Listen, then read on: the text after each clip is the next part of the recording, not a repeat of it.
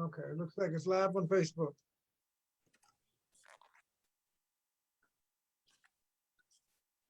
You recording it too? Yes. Good evening, everybody. Thank God for you on tonight. Thank you for joining us. I am honored on tonight to have two of the finest people, two of the finest men, two of the coolest, laid back, suave brothers, down to earth. And so I thank God for Majority Whip Jim Clyburn on tonight, along with Congressman Bobby Scott. Thank you so much for joining us on tonight. Thank you all who are watching on tonight. We appreciate you tuning in with us. I have Majority Whip Clyburn. I know that you all have demand on your schedule, especially looking forward to President Biden's speech on tomorrow night. So we don't want to keep you long. Just wanted to have a conversation with you about some topics that we feel are relevant to the nation and to our people in particular. And so Majority Whip Clyburn, we heard the verdict last Tuesday in relation to Officer Chauvin there in Minneapolis. Can you give us your thoughts on the verdict? Can you talk about police reform? We know that there's the George Floyd Justice and Policing Act. Can you tell us about what that act entails? And do you see it passing the Senate sometime in the near future? Well, let me begin by thanking you for having us on, and thank you so much to my friend and classmate, Bobby Scott. I don't know if you know this or not, but Bob and I were elected in 1992, which means that he may not want you to know how old he is, but this is his 29th year in the United States Congress. And I don't run for my 80 years. He may be hiding from his years, but I want to thank you for having me on with him. Let me say just a little bit about this. Bobby is the lawyer here. He's done a lot of work on reform issues. In fact, I just got to say this, early on in our careers, we worked together on these mandatory minimums. And I just want to remind the people of Virginia, it was Bobby Scott when we had that 100-to-1 crack to powder cocaine issue. It was Bobby with whom I worked, and he provided the expertise that got that down. Last time I checked, 18-to-1, and we keep trying to get it 1-to-1, but we still going to work on it. So Bobby knows these issues very well from a legal standpoint. Let me talk about it just from a social standpoint. I was asked what I thought about the verdict, and what I said was, I thought that it offered us what I would call a Selma moment. Now, when John Lewis walked across the Edmund Pettus Bridge in March 1965, it created something of a movement that was perpetuated by Lyndon Baines Johnson when he spoke to a joint session of the Congress. And in that joint session, he closed his speech that night by saying, "And we shall overcome." That electrified the nation. People saying, here is the President of the United States adopting this, the slogan of the Civil Rights Movement. And then a few months later, August 6, 1965, he signed the Voting Rights Act. Now, that moment on Selma, on Edmund Pettus Bridge, created a movement. And that's what I meant. That verdict was a moment in history. Will that verdict create a movement? And that's what I'm hopeful for. I think the ingredients are all there. I don't know what the president's going to say in his joint session tomorrow night, but I'm flying back to Washington in the morning to listen to it. I'm hopeful that verdict and the president's speech on tomorrow night will create a movement. And with that, I'll yield to my friend, Bobby Scott. Well, thank you. And Reverend Brown, thank you for inviting us. And I want to thank you and Providence Baptist Church for all that you do for the community, especially for young people in your education programs. And it's certainly a pleasure to be on with my classmate, Majority Whip Jim Clyburn. He has been a leader in Congress since he first got there. When we were elected in '92, he was elected president of the freshman class. After that, chair of the Congressional Black Caucus, and after that, chair of the Democratic Caucus, and now the Democratic Whip #3 in the Democratic control of the House, behind Speaker and the Democratic leader, Majority Leader. The Democratic Whip is #3. And so it's a pleasure to be on with Jim Clyburn, a real leader in the United States Congress. And I just wanted to follow up on what he said about the verdict. The interesting thing about the verdict was that a lot of people thought the jury was deciding whether or not the police officer would be held accountable for what he did. But to more of us, it was a question of, can a person murder me knowing he's being videotaped and think he can get away with it? And fundamentally, do Black Lives Matter? And that's what the jury was deciding. And regrettably in America, a lot of us, frankly, didn't know how they were going to answer, because so many of these police cases come out the wrong way. And when they came out guilty, and guilty, it was actually more of a relief, not something to celebrate, more of a relief that, yes, my life matters. And yes, a police officer who murdered somebody in broad daylight on videotape isn't gonna get away with it. And it's this kind of accountability that the George Floyd Justice and Policing Act is looking at. It has a lot of provisions, no chokeholds, no knock warrants, national standards in terms of use of body cameras, training of implicit bias and de-escalation, collection of data, including where you worked and whether or not you got fired. You go to another police, a lot of them just go to another police job, and the record doesn't follow them. No, that record needs to follow you so that the next one knows what you did. And the ability to hold police officers accountable. There are glitches in the law right now that make it virtually impossible to sue a police officer and hold him accountable, even though he has violated your constitutional rights. And so the George Floyd Justice and Policing Act corrects all that. It's passed the House. It is pending in the Senate. And the outcome of the legislation in the Senate really has nothing to do with the George Floyd Justice and Policing Act. It has to do with the Senate. The Senate is not right now a functioning legislative body. The Rescue Act that I'm sure we're going to talk about in a minute had 70% support in the country, 70%, and couldn't get the first Republican vote. With all the Democrats, you need 10 Republican votes. And although the Democrats with the vice president breaking the tie has control of the Senate, without a single Republican vote with the filibuster, you can't move any legislation. So how popular would a bill have to be before you can get the first Republican vote? Not 10, if you have all the Democrats, but the first one. I mean, 70% wasn't enough. So with that situation, obviously fixing it, the filibuster is obvious target. But the Senate has been able to function in the past. They've got to figure out how they can function. And then we can talk about what's going to happen to the George Floyd Justice and Policing Act.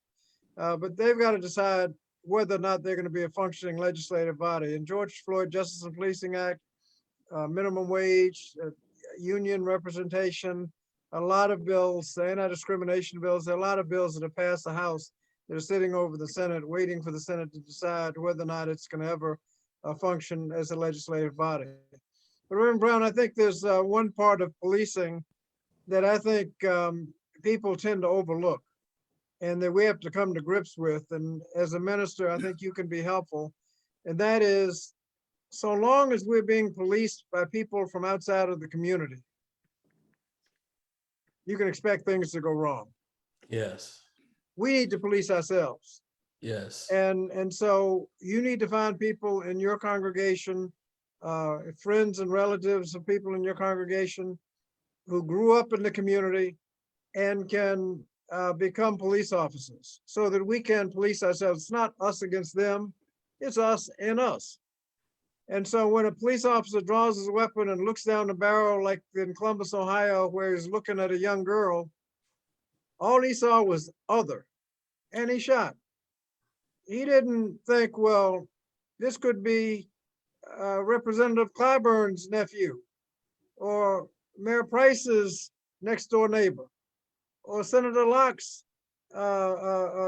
granddaughter. I mean, or could be in the youth choir at Providence Baptist Church. All he saw was other. Now we Right. want people that will look down the barrel and see, well, this could be somebody. I better, well then by the time you thought about it a little, oh, that, what I thought was a gun, no, that's just a cell phone. Mm, But if you've already shot, it's too late. yeah, And so we need people who grew up in the community, know people in the community, respect people in the community. And after they've been a police officer all week, we'll go to church in the community and we'll have to explain what happened to Reverend Brown. And if something happens, you can kind of, a police shooting that happened, what happened? And he could tell you, let me tell you, I know that police officer, if he shot somebody, that person needed to be shot. Or he could say, I knew it was just a matter of time because that guy's just a rotten apple from the core and he was going to shoot somebody sooner or later. I just knew it. I mean, you can find out what happened if you know people in the police. But we need to make sure that we're not being policed by people from the outside. We need to make sure we're policing ourselves. And that would make a huge difference in the attitude the police have of the community. It shouldn't be how we can make people from the outside police us right. The question ought to be is how can we get people from the outside out of the police force and police ourselves so that when decisions are made, we're making the decisions and whoever's making the decision is coming to church on Sunday and we'll have the opportunity to explain what happened. yeah. Thank you so much for that insight. I think that's a great idea as far as getting our own from our community to serve in that capacity. And so we need to encourage, we need to recruit right there in our community. You all mentioned the Rescue Plan Act, the stimulus package that was recently passed.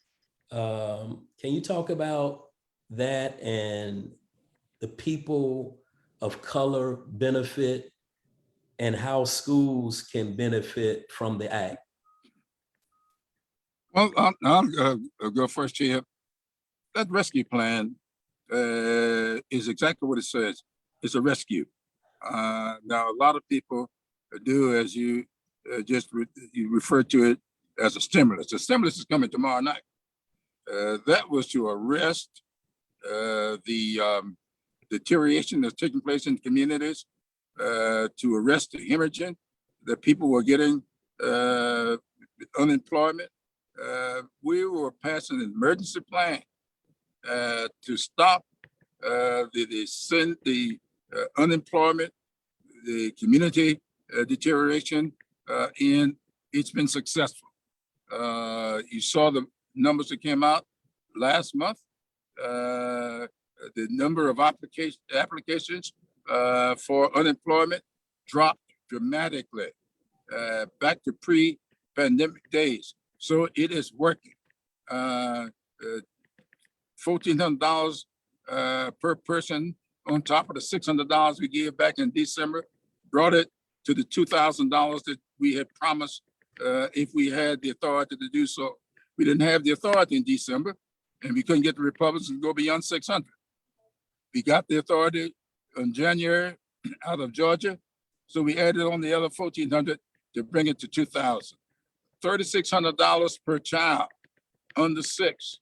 $3,000 per child, 6 to 17. Putting cash in households. Then something that Bobby has worked on a whole lot, the child tax credit, putting that in for a year. The experts said that plan immediately took half of the children who were living in poverty out of poverty. And IRS said they will start delivering those checks the 1st of June. And we are going to make that permanent. I think the Ways and Means, Bobby, if I'm not mistaken, is working on making that permanent. And that's our number one plan to do. All of that is the personal stuff. Then we got a lot of community stuff in there. Broadband. Now, I don't want to get, you probably going to get to tomorrow night speech in a minute. So I'll hold off on that. But Bobby, you may want to say more about the rescue plan. You on mute, Bobby. Thank you. The rescue plan is really a statement of values because it's $1.9 trillion. About 4 years ago, we had a $1.9 trillion plan. 80% of the benefits went to the top 1% in corporations, and the average working person got what fell off the truck. This time, the voters changed Congress, and as a result, we had a different result. It's a matter of values. Jim mentioned $1,400 everybody got except the wealthy. Tax credits to children, which will bring 50% of the children out of poverty. We have people who've lost loved ones because of COVID-19. We have money in there where we can reimburse funeral expenses up to $9,000. So, Brown, if you have, if you can't possibly have a church of any size and not have lost somebody from COVID-19, check with them to make sure that they call FEMA, FEMA.gov, and get the information how they can be reimbursed. If they have problems, tell them to call our office. We had pensions, a lot of little stuff in there that a lot of people didn't notice. Several million people, millions of people were losing their pensions under a technical thing called multi-employer pension funds. And we fixed it. We've been working on that for years. They were about to lose their pensions, and quiet it has kept a lot of businesses were going to go broke trying to pay those pensions. We fixed it. And so those millions of people will be able to keep their pensions. There's $5 billion in there for Black farmers to overcome what in discrimination. And education, I chair the Education and Labor Committee. We put over $100 billion in education, and we distributed it according to the Title I formula, which meant that it tracks poverty. You got a lot of poverty, you get a lot of money. No poverty, very little money. And so the difference is immense. In the wealthy suburbs, they were getting like 100 and some to 200, maybe $300 or $400 per student in their public school system. In high poverty areas, it was $4,000 a student or more. So we put the money where it was most needed. State and local, they were laying people off right and left. We put money in that so that they wouldn't have to lay people off. That was the whole thing. Healthcare. We expanded access to healthcare in a number of different ways, and so it was just a difference in values based on what we believe in and what others believe in, and it was a matter of votes because the Congress had changed. We had the 2 votes from 2 senators from Georgia that nobody thought we could elect. When they came in and gave Democrats control of the Senate, it meant we could actually pass something meaningful. And we saw that you had a people-focused rescue bill helping the average man and woman, as opposed to the same amount of money, 80% of the benefits went to the top 1% in corporations. As Jim mentioned, That was the rescue. The next will be Build Back Better. We're going to have infrastructure plan, and infrastructure includes everything that's needed to go back to work. You need the work to be done. You need the job training, daycare, and everything else, education. And we're going to hear tomorrow night from the president exactly what the details of that plan will be. But the rescue plan was really a statement of values. We're standing up for the average working man and woman, those in need, and minorities, when you're talking about Black farmers, students who need the help. I mean, if you look at what the wealthy suburbs got and what the inner city got the money. They've been chronically underfunded, and we put the money right there. And that was primarily because as chair of the Education Labor Committee, I helped write that that part of the bill. And I made sure the money went where it was most needed. Some of the people who represent wealthy suburbs didn't think much of the bill, but I just told them to shut up and vote. That'll work. That'll work. Yeah, one of the reasons I wanted to have this conversation is because I feel that information is so valuable. And sometimes we don't hear the details that we're hearing on tonight.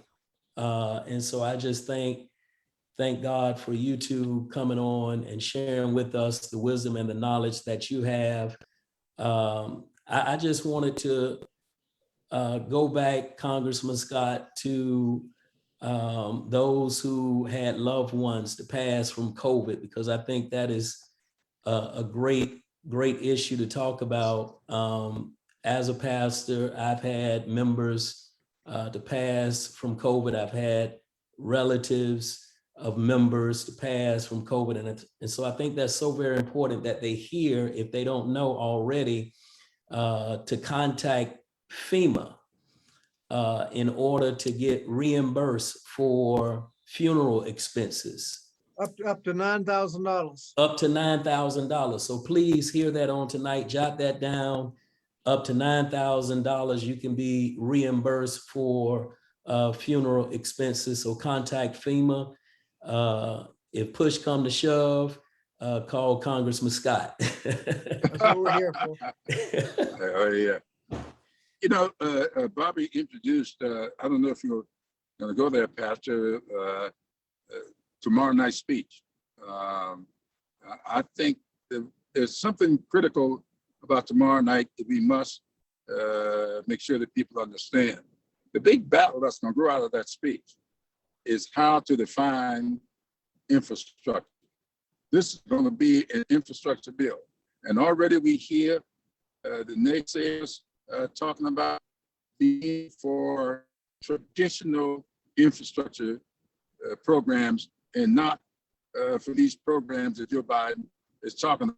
Now, if you hold that as your definition, then there will be no money appropriated for broadband.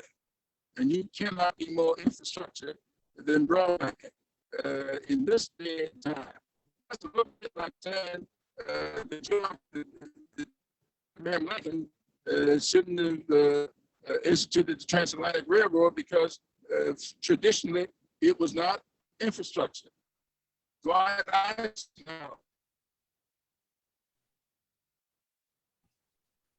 All right. Majority Whip Clyburn is traveling, y'all, so bear with him. Broadband. I'm sorry? No, go ahead. You had froze on us. Okay. Broadband is as important today as electricity was 75 years ago, especially in rural America. If we don't have broadband, you can't have online learning. You can't have telehealth. You can't have telemedicine. Broadband is critical to our developing this new economy that's going to grow out of this pandemic. I can tell you right now, when people start talking about returning to normal, it's going to be a new normal because people are going to have to find a new way to make a living, a new way to have healthcare delivered, a new way to have education made adequate. So broadband is going to be a big, big deal. Unless Bobby will tell you he worked on these issues Barbara, I think I heard you say the other day how many schoolhouses were in need of repair. Well, they've got, well, you know, as Jim is saying, they're going to try to set a standard. It has to come traditional infrastructure. Why? We're going to have a package preparing us for the future. A lot of it will be what is traditionally called infrastructure, but a lot of it will be what we need to move into the future. We need to fix our roads and bridges and tunnels. We need broadband, but we also need to fix housing. We also need to electric charging stations for cars. Nobody's going to buy an electric car if you get on the highway, you can't find anywhere to recharge it. But if you know from here to New York and here to Florida that they got charging stations all up and down the highway, you'll buy the car. So electric charging stations are going to be part of it, and school construction will be part of it. We did a study, and it became, we didn't know it at the time, but it became very important, where the GAO found that 40% of the school districts in this country need to repair or replace the heating, ventilation, and air conditioning systems in a majority of their schools. That's important now because proper ventilation is a key element to safely open the schools. You know, you can have a restaurant, you can eat outside in a restaurant, but not inside. That's because if it's not properly ventilated, one sick person, everybody's sick. If it's properly ventilated, then nobody's sick. And so same thing with the school. You got to have proper ventilation. 40% of the school districts in this country need to repair or replace half the HVAC systems in their schools. The average school is about 40 years old. I mean, you know, we got a lot. That's not traditional housing. Public housing stock is real low. So there are a lot of things that we're going to be doing, move us in the future. And like Jim said, what do you need to go to work? Well, you need daycare. You can't go to work without some childcare. You need job training.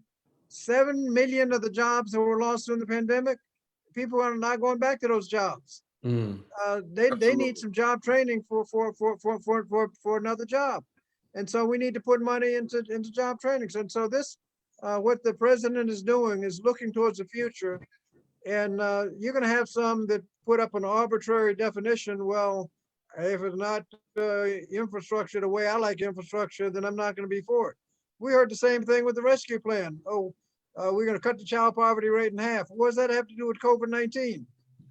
What difference does it make what it has with COVID-19? We're cutting the child poverty rate in half. Hello, cut the child poverty rate in half. You talking about COVID-19. We're talking about cutting the child poverty rate in half. We are talking about moving forward, building back better, and they can get all sidetracked into what fits one definition or the other, but we're going to have a better country if this bill passes. There are a lot of things, Reverend Brown, that are going wrong in society that we're trying to fix, like the wealth gap. People say, African Americans have a lot less wealth than whites, and a lot of people do what I call celebrate the problem. They're good at it. I mean, they go, but they get standing ovations, talk about how bad the problem is. You get to the end of the meeting and go home and say, well, we got a problem. What were the solutions? Not the first solution. Jim and I are trying to solve the problems, like wealth inequality. We worked and got the minimum wage passed in the House. Like I said, the Senate, you got to figure out what to do there. We're trying to make college more affordable because we know the best jobs go to those with the best education. We're trying to make it easier to join a union. If you join a union compared to a non-union job, you make a lot more as a union member. You get a much better pension, which becomes an asset, wealth, much safer workplace if you're in a union. So we're trying to promote, make it easier to join unions. In discrimination, we got a lot of anti-discrimination bills. If you qualified for a job, you ought not lose your opportunity because some bigot is doing the hiring and discriminates against you. All of those are in the Education and Labor Committee that I chair.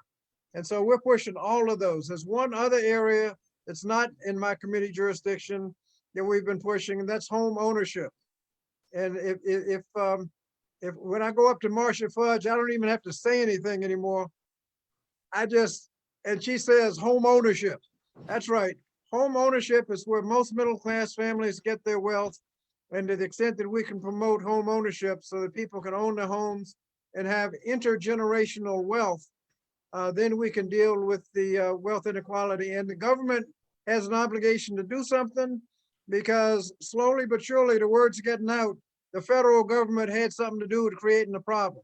You go back 40 or 50, 60 years, you can find that the federal government was complicit in the discrimination, funded banks that were doing redlining, funding projects that had racially restrictive covenants.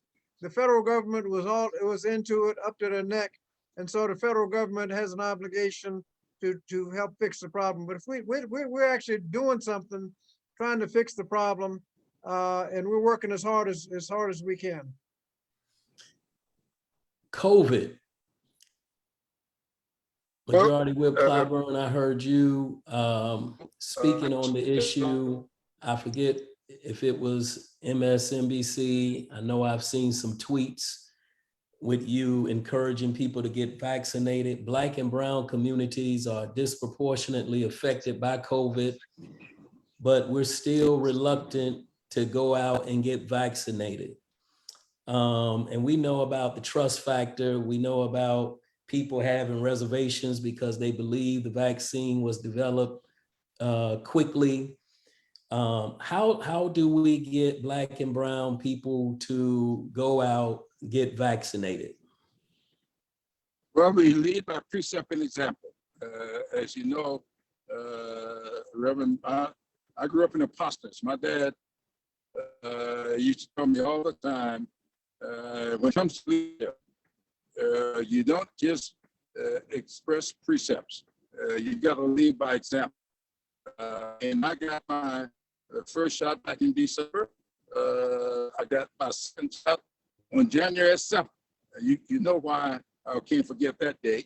The morning after the insurrection, I was in the basement of the Capitol getting my second shot because I was not going to run the risk of not doing it. Because, as you mentioned earlier, one of the earliest victims here in South Carolina was a young lady, my first cousin named after my mother. And so I know from my work on the select subcommittee as chair, I know how dangerous this virus is. I know how plentiful these variants are. And I know from the science that the chances, just think about this. We have got the numbers. The Pfizer, two-shot Pfizer, 95% effective. Now I know,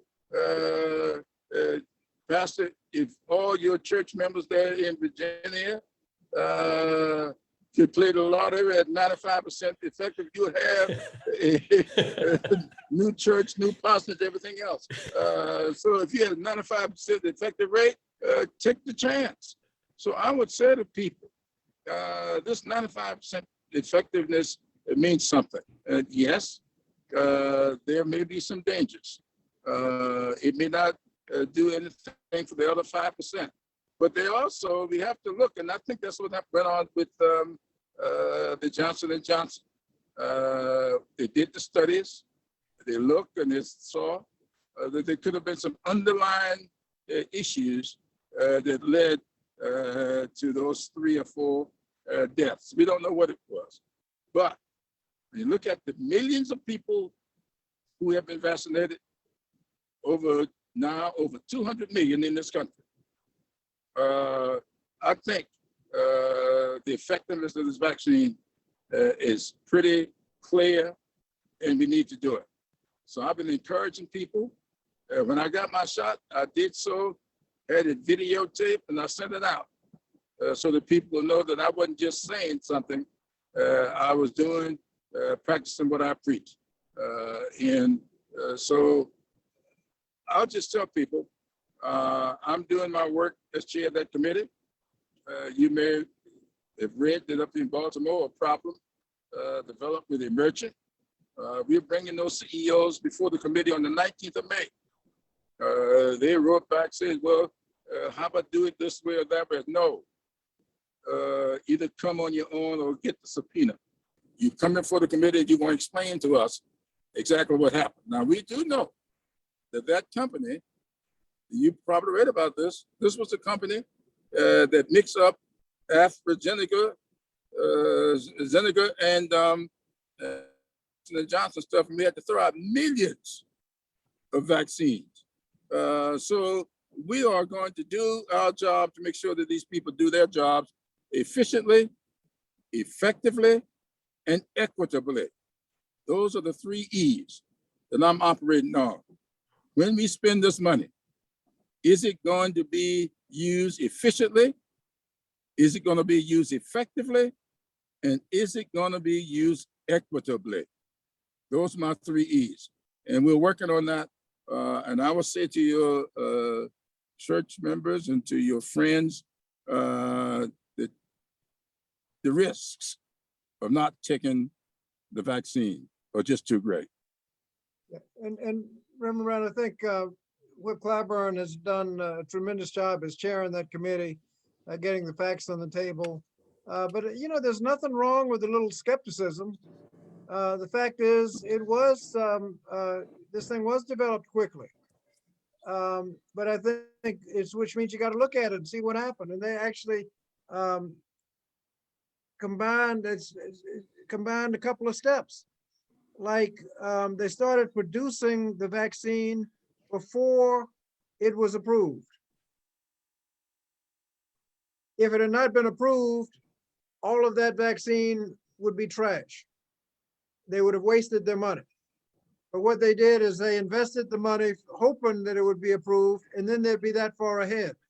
Well, that's not, you know, once you look at it that way, well, that's, you know, they're risking their money and it's a shorter period of time, but there's no risk involved in that. And looking at that kind of scrutiny is not a bad idea. I liked what Vice President Kamala Harris said at the debate. She said, yeah, she's going to look at the science, and she's not sure she wants to be first to get the vaccine, but she don't want to be last either. And so I think if you look at the African-American community, you're looking at people who have studied the issue and are coming to the conclusion that it's much safer to be vaccinated than not vaccinated. They looked at the Johnson & Johnson. 1 in a million people who get the vaccination had a problem and died. And I think they've looked at it. They can predict. It's treatable if you get to treatment soon enough. But 1 out of a million. Well, about 1 out of 1,000 people have died because of the virus. So which group would you rather be in? I think I'd be rather 1 in a million to die rather than 1 out of 1,000. And so I think people are working through the numbers, and that's when they said the risk of being vaccinated, the risk of being unvaccinated, a lot worse than the risk of being vaccinated. And people are making a choice. Now, early on, it's a little difficult in the African-American community to get access to the vaccine. And I think with the Northam administration, they looked at the numbers and did a lot to try to fix it. They had clinics in Black churches. They had 2 on the peninsula. I think Ivy and Gethsemane both have had clinics where they're delivering thousands of vaccines. What used to be Pitch, Southeastern Virginia Health Systems on 48th and Marshall, they've been doing vaccines right there in the community. So it is becoming a lot more accessible. And so the numbers, the disparities aren't as bad as they were to begin with. And I think there is some intentionality to make sure that everybody has access. But if you look at the numbers, I think what they call vaccine hesitancy in the Black community is not nearly as bad as some rural areas where Trump has talked people out of their common sense. And a lot of people are just dead set not going to get the vaccine and going to take their chances on not getting sick. I think most African Americans have figured that's not a good strategy. that the strategy is to get vaccinated, and you're a lot safer with a vaccine than not. You all talked about the insurrection. I mean, what did you think about it, Congressman Scott? I can remember texting you to make sure you was all right. I said, I got to look out for my congressman, make sure he's straight. Well, that day I was in my office across the street from the Capitol. So like a lot of Americans, I was watching it on television. And so I wasn't right up under it like a lot of others.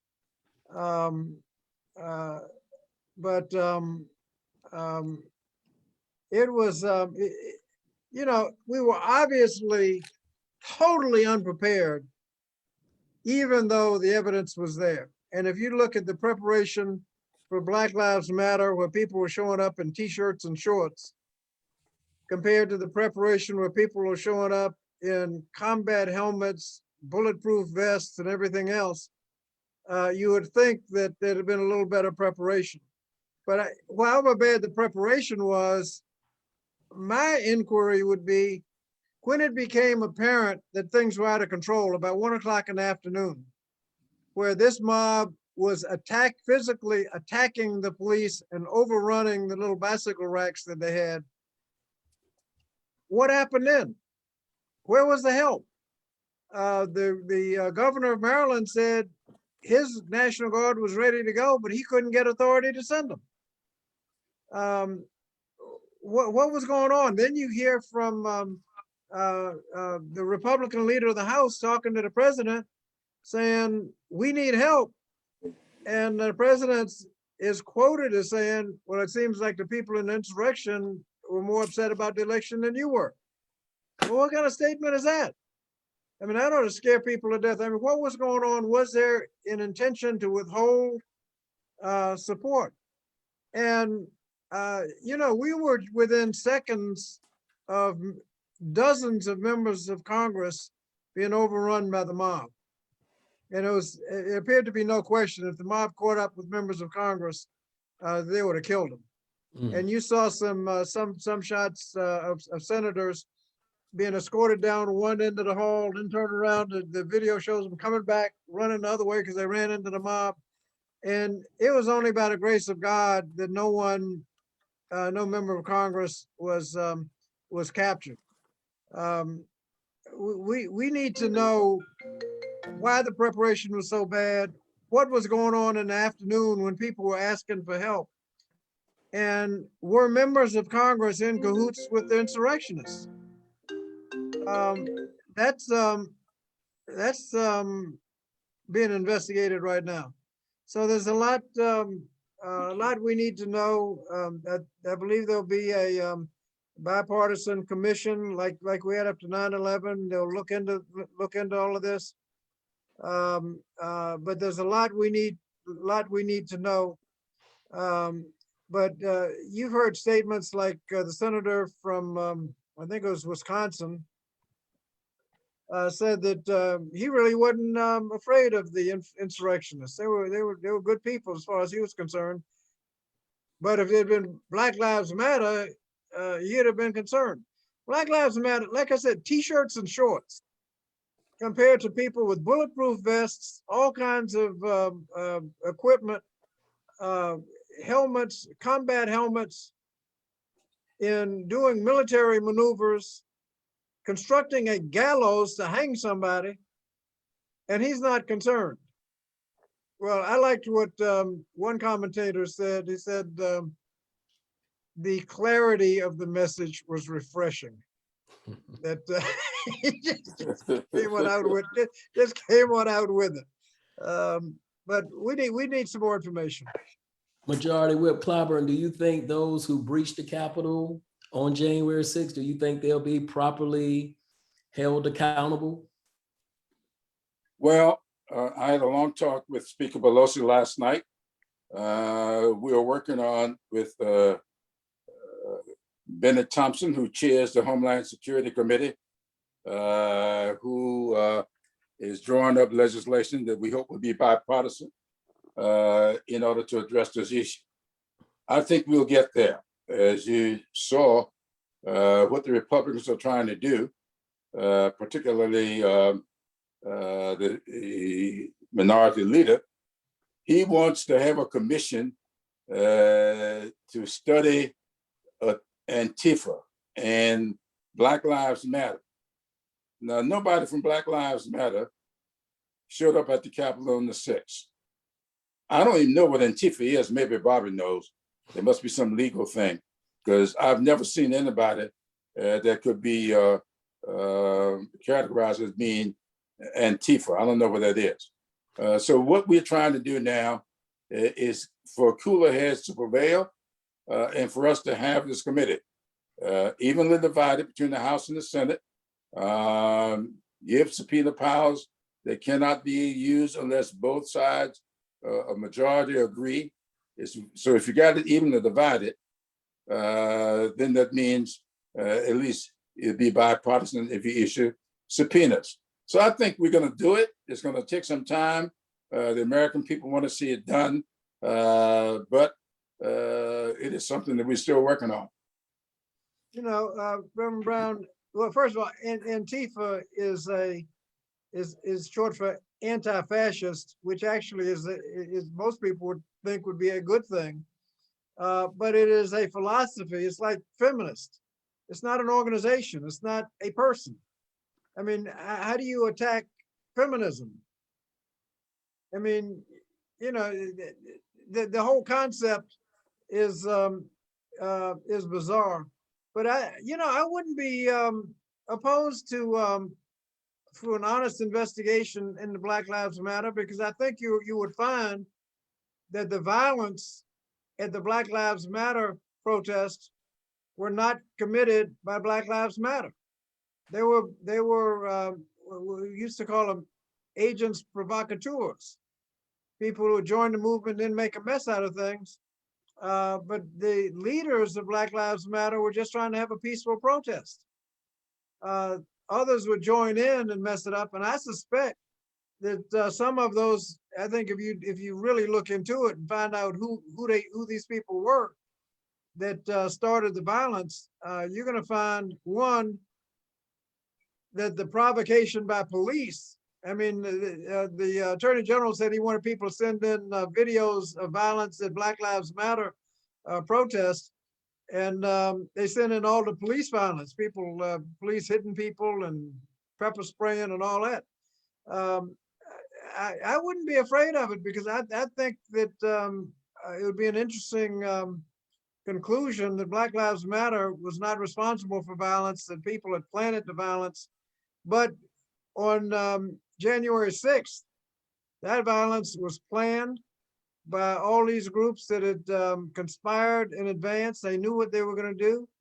A few people thought that, they were going out to, I don't know what they were thinking they were going to do, but didn't have criminal intent. But some obviously had criminal intent when they went out there. They wouldn't have been dressed the way they were dressed.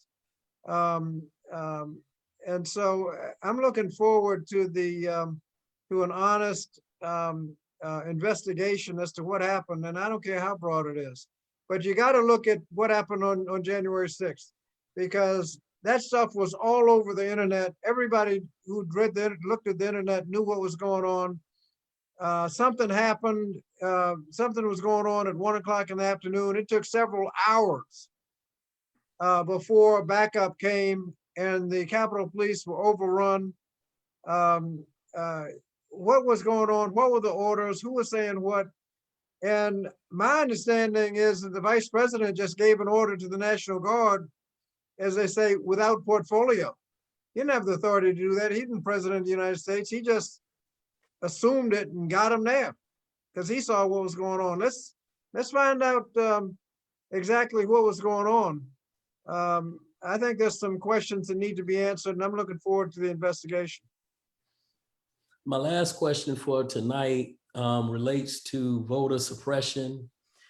Recently in Georgia, some other states, certain measures have been taken to suppress the vote in Black and brown communities.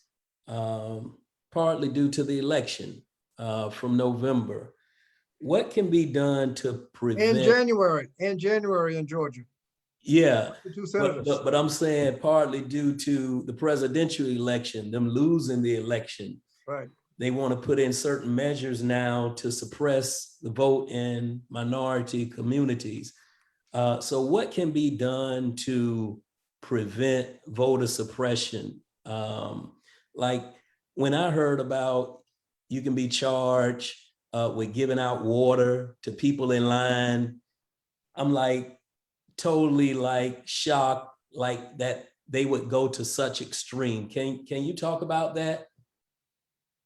Yeah, well, the first thing on the water is when they say it's a crime to give people food and water who stand in a line, your first reaction is the absurdity of the law, but the next question is, well, why do people have to stand in line so long that they need food and water? I mean, what's up with that? What's up with that? Why aren't they going in like that at other precincts, just go on and vote and be finished with it? Why do they need food and water to survive in order to cast their vote? But you asked what can be done. Now, there's a parable, and Reverend Brown, you're gonna have to help me on this. Or the parable of the pounds, where the ones with didn't use their pounds, and then Those one were talents, Bobby. Yeah, they had talents. One with 5, one with 2, and one with 1. And they said those that use Matthew what they have, 25. to That's those the who son of a use what preacher they over there have, talking. to those that use what they have, even more shall be given. But those that don't use what they have, what? Even that shall be taken away. Shall be taken Be away. taken away. Okay. Absolutely. You fix up the citations and everything, Reverend, but that's what we ought to do. You got to use the vote. And if you don't, the little vote you got will be taken away. And we saw it in Virginia. For years, we didn't bother to vote. Republicans were chipping away at the vote. They had voter suppression, voter ID, this, that, and other. Got worse and worse. And all of a sudden, we decided we're going to vote, put in different members. And now all of a sudden, we're the only Southern state with a Voting Rights Act. We are early vote without an excuse. All these kinds of things that we use the vote, and to us, more shall be given. So if you ask what do people need to do? They need to vote. They need to vote mad because they're trying to take away your vote. You got to vote mad. And you can, now Reverend Brown, you can get the citation straight for me. Oh yeah, we got it for you. All right, so that's what we need to do. And the problem we got is that Democrats have always talked about GOTV, and we're not embarrassed about it. Yeah, sure, we're going out, getting out to vote. The problem has been that Republicans have stopped being embarrassed about suppressing the vote. It is just part of their campaign, just like GOTV is part of a Democratic campaign. The voter suppression is just what they do. And we've caught them on tape. There's a Republican leader in Pennsylvania, caught on tape saying, and the voter ID law will allow the Republican to win the state of Pennsylvania. He didn't say the voter ID law will get rid of fraud. No, he said it's going to allow us to win because it's going to suppress the vote the way they want. In North Carolina, an appellate court said they went after the minority vote with, quote, surgical precision, going after the minority vote. And they're not embarrassed about it anymore. They lied. They said, we're going to get rid of fraud. The next thing out of their mouth is they're getting rid of Sunday voting. What? You can't trust those church-going people not to cheat? Well, no. The church-going people are going to vote, come out of church, and they're going to vote. And you need to suppress the vote because you're losing elections because these people are voting. And so they stop being embarrassed about it. They're out front. If you look at all the suits that are filed in the presidential election, all the Republicans wanted to restrict people's right to vote. All the Democrats wanted to make it possible for people to vote easier. And so get back, what can you do? those who use what they have, to them more shall be given, and those that don't use what they have, even that shall be taken away. Majority Whip Clyburn, you have anything to add to that? Well, no, Bobby, you're doing a pretty good job of doing violence to biblical scripture. But you make the I'm doing the best I can. I'm doing the best I can. That's why I said, Reverend, you got to fix it up for me. But your point is well taken. Thank you, Reverend, for allowing me to be a part of this. Let me just say a couple of things. You know, I usually do a lot of reading of historical stuff in order to prepare myself for any election. And a couple of years ago, in preparation for the election, I started rereading Alexis de Tocqueville's Democracy in America. And Bobby may have heard me say this, but I want to say it again tonight. De Tocqueville, when he came to this country, he really came here from France to study our penal system. But while here, de Tocqueville said he saw something magical about this country, and he set out to try to find out what was the source of that magic. And if you read those 2-volume books, it's a lot there. But there's one little sentence that jumped out at me, and I hold on to it even to this day. And I want to share it with those who are listening in tonight. De Tocqueville wrote that America is not great because it's more enlightened than any other nation, but rather because it has always been able to repair its faults. COVID-19 has revealed some significant faults in our healthcare system. And that's why Joe Biden is talking about bringing it back better, building back better. We got to do something about our healthcare system. We got to do something about our educational system. We've got to do something about the housing. You know, Bobby mentioned earlier that tax bill that we spent $1.9 trillion on several years ago. And I want to mention that I did a program earlier today, and someone reminded me, when we had that 1.9 trillion, 80% of it to the benefit of the upper 15, 20% in the country, a lot of people didn't know it, but they did something to the tax laws involving eleemosynary groups and churches. And when I discovered it, I got in touch with, I chair the House Democrats Faith Working Group, and I got in touch with some pastors. None of them had realized that what had happened. They didn't know that now they were going to have to charge the minister of music would have to pay taxes on that parking space you got out in front of the church. And Girl Scouts, oh my goodness, you're gonna have to pay taxes on them Girl Scout cookies. When Trump was out here talking about giving this big tax break to the wealthy people, he was messing with the Girl Scouts, messing with churches, and every church will have to stop keeping records. So I went out to change that law, and we changed it. Nobody talks about it, but we changed it. Now, it was a fault that needed to be repaired. And us Democrats repaired it. And that's what's going on today. There's a fault in our healthcare system. We got to repair it. Our educational system, we got to repair it. That is what this nation is all about, repairing its faults. And that's what Joe Biden is trying to do. That's what tomorrow night is all about.